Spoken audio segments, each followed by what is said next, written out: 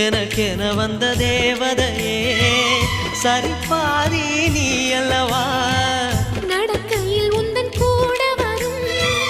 நிழல் போலே நான் அல்லவா கண்ணன் கொண்ட ராதையர ராமன் கொண்ட சீதையர மடி சேர்ந்த பூரதமே மனதில் வீசும் மாருதமே நன்றி சொல்ல உனக்கு வார்த்தை இல்லை எனக்கு நான் தான் மயங்குறேன் என்னுடைய மனச தந்துவிட்ட பிறகும் ஏம்மா கலங்குற